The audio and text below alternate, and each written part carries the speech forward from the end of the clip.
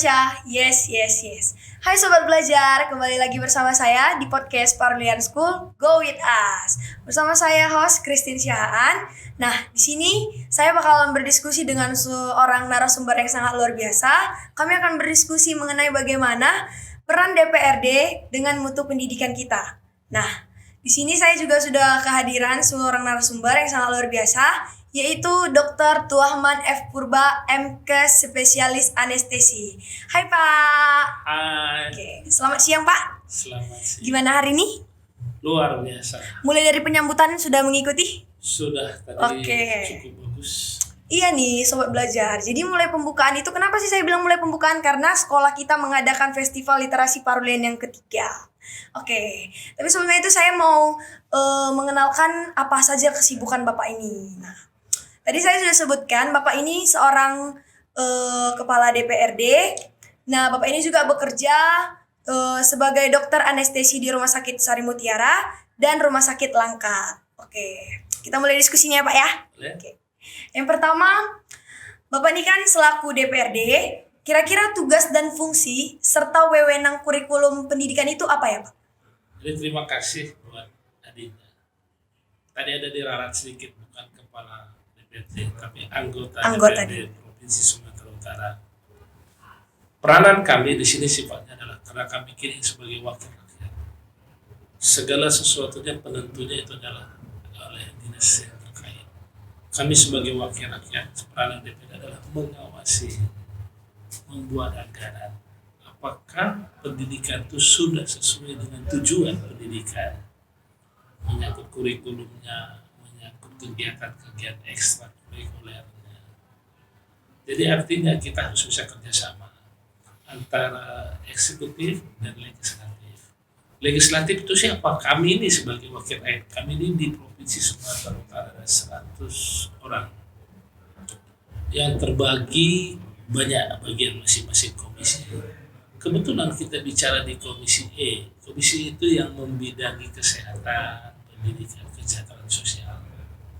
Artinya yang membidangi khusus langsung kepada masyarakat. Saya rasa itu dulu. Oke, berarti tugas dan wewenang DPRD itu bukan lebih ke situnya tapi lebih ke mengawasinya ya Pak ya? Oke. Nah, kalau begitu adakah peran anggota DPRD di bidang pendidikannya? Oh, cukup sangat. Kira-kira apa tuh Pak? Salah satu kita melihat apakah pendidikan yang dilaksanakan itu sudah sesuai kurikulumnya. Yang kedua, kita tahu mutu pendidikan ini kan itu sesuai dengan aturan dari Kemendikbud. Itu kita kontrol, kita kawasi. Ketika ada penyimpangan, kita panggil. Kok bisa begini? Nah, itulah namanya kita berkoordinasi antara legislatif dan eksekutif. Satu. Yang kedua, kita ingin sebenarnya mutu pendidikan ini harus lebih kita prioritaskan. Kenapa? Ini menyangkut generasi kita nanti ke depan. Bagaimana generasi kita ini ke depan menghadapi era globalisasi, era digitalisasi pada saat Indonesia 100 tahun merdeka tahun 2045.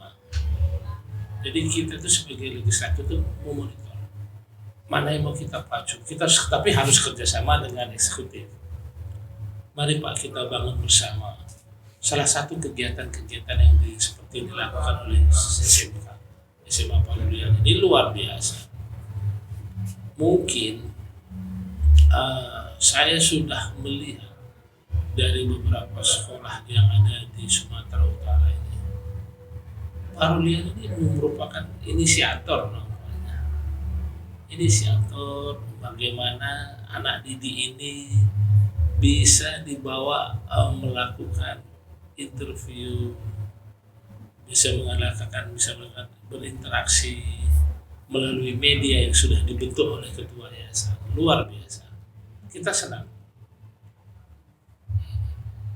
Oke, berarti begitu besar peran DPRD terhadap pendidikan. Oke, Ya. Pak. Yang selanjutnya, apa pendapat Bapak tentang perkembangan dalam dunia pendidikan saat ini? Kalau kita lihat dunia pendidikan saat ini sekarang kesannya gimana kita bilang ya, dunia pendidikan ini masih bisa dipacu sebenarnya dengan teknologi digital. Kita tahu sekarang anak-anak yang generasi yang sedang sekolah ini semua dunianya dijempol. Ini kalau mutu pendidikan ini pun sebenarnya tidak diisi di konten baca itu di handphone mereka. Ini yang kita harapkan juga nanti literasi ini yang bisa salah satu menyelesaikan masalah ini. Dengan adanya mutu pendidikan sekarang ini dengan era digital ini kita harapkan seluruh anak didik ini harus mau dan harus belajar bagaimana caranya mendapatkan informasi yang benar. Saya rasa itu. Oke, nah tadi Bapak bilang sekarang perkembangan pendidikan karena adanya tangan 2 jempol itu ya Pak ya? Iya. Nah, itu salah satu kendala dalam mutu pendidikan. Oke, kalau boleh saya tahu Pak, selain itu apa kira-kira kendala DPRD dalam melihat pendidikan saat ini? Kendalanya gitu. Kendalanya mutu pendidikan ini bisa bagus kalau niat anak-anak itu, anak didik kita itu ada. Sekarang sarana cukup kalau mau dibuat cukup, tetapi kadang niat anak itu tidak ada. Makanya di sini juga peranan keluarga, peranan orang tua supaya ikut mengaktifkan anak, ikut mengontrol anaknya adalah dibuat misalnya suatu orang tua itu mengawasi anaknya supaya tetap memantau. Kenapa sekarang kita bilang begitu? Anak-anak sekarang begitu gampang melihat anunya. Kita tahu Sumatera Utara ini narkobanya luar biasa, begalnya luar biasa, dan rata-rata anak-anak sekolah. Kenapa bisa begitu? Peranan orang tua, pengetahuan anak. Kita harapkan juga kami sebagai wakil ini memberikan informasi edukasi lah kepada seluruh anak didik. Saya nanti rencana ada ingin buat sih kegiatan sosialisasi tentang kesehatan, sosialisasi tentang kriminalitas, sosialisasi tentang berbahaya narkoba. Jadi kalau tidak kita beritahu kepada anak-anak didik ini, dia berpikir tidak apa-apa. Lama-lama dia coba, enak dia teruskan. Lama-lama dia jadi pengedar, lama-lama jadi bandar, kan jadi begitu. Karena yang tidak enak itu enak dinikmati mereka. Dengan ada teknologi sekarang ini kan, itu dia yang kita harapkan. Oke Pak, jadi kira-kira apa upaya sosialisasi yang Bapak sebutkan tadi? Ini dia yang penting. Upaya sosialisasi. Kita harus sering aktif. Anggota dewan itu aktif, proaktif. Karena kita tahu zaman generasi ini generasi milenial ya. Benar. Itu kan cara berpikir anak milenial itu kan lebih cepat. Kita harus sering memberikan informasi edukasi kepada seluruh sekolah yang ada di Sumatera Utara ini. Contohnya nanti mungkin habis ini saya akan berkoordinasi dengan ketua Yayasan Parulian. Contohnya satu, kita tahu yang sekarang lagi berkembang tentang stunting. Apa tuh Pak? Usia tidak sesuai dengan tinggi badan. Jadi ada bahasa awalnya orang yang kerdil. Bukan hanya kerdil tapi tingkat pengetahuan, tingkat penalaran juga rendah. Ini kan salah satu nanti program kita bagaimana stunting itu bisa kita informasi edukasikan kepada seluruh sekolah-sekolah. Ada satu hal yang penting bahwa setiap pasangan usia subur, khususnya wanita, itu tanpa mungkin seorang orang tua berpikir itu suatu hal yang biasa ketika dia menstruasi, maaf. Iya. Tetapi secara keilmuan, ketika wanita itu sudah menstruasi, kita harus ada berapa jumlah volume darah yang keluar. Ketika volume itu darah keluar atau namanya akan tubuh itu juga akan terganggu karena tidak ada pengganti darah. Nah, ini akan kita berikan nanti cuma-cuma kerjasama dengan dinas kesehatan. Itu salah satu contoh yang akan waktu dekat kita laksanakan. Oke, luar biasa ya Sobat Belajar. Ternyata DPRD juga bakalan merencanakan bahwa adanya upaya sosialisasi untuk kita pemuda para pelajar, terkhususnya wanita. Ya. Oke. Yang selanjutnya nih Pak, apa usaha atau program yang sudah dilakukan dan yang akan dilakukan oleh DPRD dalam peningkatan mutu pendidikan? Oke, saat ini sudah dilaksanakan kita kerjasama dengan beberapa kepala sekolah. Kita akan melihat bagaimana anak didik itu sudah bisa melaksanakan kurikulumnya. Itu sudah kita buat. Yang terakhir nanti kita mungkin lebih program ke depan kita akan membuat bahwa untuk belajar itu perlu kerjasama orang tua dengan guru. Ya, kadang-kadang ada orang tua yang sibuk, dia pikir dia kasih uang sekolah itu urusan guru. Tidak, sebenarnya kita akan membuat ada peranan orang tua untuk memonitor bersama dengan guru ketika ada di sekolah. Dan ini perlu kerjasama, perlu waktu, perlu pemahaman yang sama. Bagaimana kita memonitor anak didik. Dan saya mau sampaikan, anak didik ini bukan tanggung jawab guru saja, tapi tanggung jawab kita bersama sebagai wakil rakyat, orang tua dan para guru. Itu dia. Oke, jadi apa nih Pak kira-kira pesan Bapak untuk para Sobat Belajar? Kepada anak-anak didik ini, Iya, benar Pak. pada anak-anak didik jangan menggunakan waktunya itu dengan sia-sia. Saya melihat anak-anak didik yang kita di sini, ini fasilitas sangat didukung oleh ketua yayasannya. Manfaatkan ilmu, manfaatkan waktu untuk mencari ilmu yang sebesar-besarnya. Dan yang paling penting adalah ketika anak-anak itu bisa belajar, bisa menciptakan, dia bisa membentuk suatu kekarangan. Metode bagaimana? Contohnya begini. Ketika nanti literasi ini sudah berjalan bagus, apa manfaat buat dia? Saya tadi melihat perlombaan literasi, apa manfaat buat dia? Jadi Tujuannya Pak? Iya, saya mau lihat apa tujuannya. Bisa nggak dimanfaatkan buat dia? Tadi saya udah bilang, kita tahu Sumatera Utara narkoba nomor 1.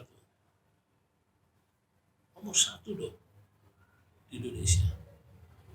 Dengan adanya literasi nanti, literasi kriminal, literasi kesehatan, anak-anak itu bisa mempelajari, bisa mengupdate ilmunya di situ, dan bisa menceritakan, oh ini bahaya risiko. Dan anak itu merupakan satu, anak didik ini menjadi agen perubahan untuk bisa mempengaruhi, minimal mempengaruhi keluarganya, bisa mempengaruhi sekitar kampung dia. Itu yang kita harapkan ujungnya nanti. Oke, berarti sama seperti tema kita di Festival Literasi Parulian yang ketiga ini ya Pak ya. Ya. Membangun Kemandirian dan mengembangkan inovasi. Itu Oke. dia. Jadi Pak, bagaimana kesan Bapak terhadap Festival Literasi Parulian yang ketiga pada hari ini? Dan bagaimana menurut Bapak hubungan pendidikan dengan kegiatan festival literasi seperti ini? Keren banget ini. Artinya Sekolah Parulian sudah memulai, terbukti dia sudah membuat festival literasi ketiga, ke-1, ke-2, dan ke-3. Kita harapkan nantinya untuk literasi selanjutnya ini bisa merupakan contoh bagi sekolah-sekolah lain, sekolah-sekolah lain yang ada di Sumatera Utara ini. Nah, ini ya di sini juga kita harapkan pemerintah dalam dinas pendidikan juga harus membantu dong. Nah, saya melihat di Parulian tadi dari situ yang masuk, cukup banyak tadi yang memberikan kata sambutan. Bagus, dan sarana fasilitas yang dilakukan ketua yayasan cukup bagus. Dan semoga sukses. Dan kita harapkan juga ketua yayasan sehat selalu. Benar sekali Pak. Dan kita berterima kasih kepada Pak Bintang, terutama konsultan pendidikan di sini Bang Agus supaya tetap juga jangan hanya sekolah ini aja diperhatikannya. Tapi sekolah yang lain Sekolah lain juga diperhatikannya. Berarti Sekolah Parulian ini udah cukup menjadi panutan ya Pak? Panutan Boleh saya bilang iya. Cuma saya tadi tanya, Apa tuh Pak? alumni dari Parulian ini kemana? Karena prestasi sekolah itu bukan dari anak didik, juga harus diperhatikan alumninya. Kemudian tadi juga dipaparkan, alumni sudah di mana bekerja. Itu kan kinerja dari suatu sekolah itu bukan dari anak didik, tapi juga dari alumninya. Maka saya ingin ketika nanti si Christine Siahaan nanti selesai, kemana mau tujuannya?